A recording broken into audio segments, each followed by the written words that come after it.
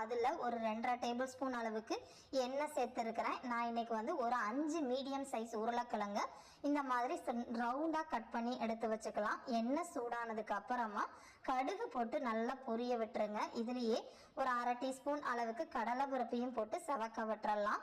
ஒரு கொத்து கருவேப்பிலை போட்டு நல்லா பொரிய விட்டுருங்க. எல்லாம் பொரிஞ்சு செவந்ததுக்கு அப்புறமா இப்போ கட் பண்ணி வச்சிருக்கிற உருளைக்கிழங்கை சேர்த்துக்கலாம்.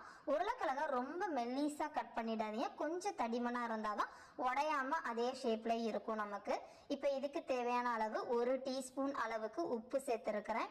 எல்லா இதுலேயே 1/8 டீஸ்பூன் அளவுக்கு மஞ்சள் தூளையும் போட்டுட்டு நல்லா கலந்து விட்டு இப்போ உருளைக்கிழங்கு ஒரு பாதி அளவுக்கு வெந்திருக்கணும்.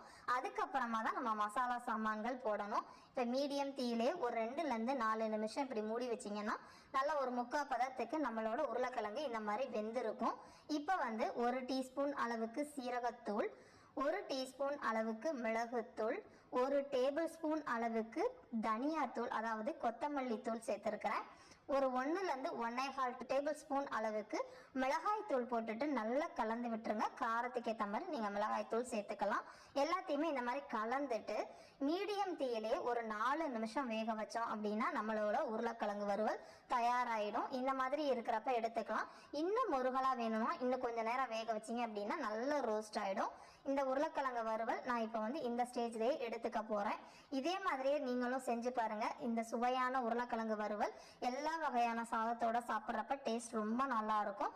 இதே மாதிரி அளவுகளோட செஞ்சு பார்த்துட்டு எப்படி இருந்தது அப்படிங்கிறத கமெண்ட் பண்ணுங்க. வீடியோ பிடிச்சிருந்துச்சு அப்படின்னா லைக் பண்ணுங்க, ஷேர் பண்ணுங்க, மறக்காம சேனலை சப்ஸ்கிரைப் பண்ணி வச்சுக்கோங்க. தேங்க்ஸ் ஃபார் வாட்சிங்.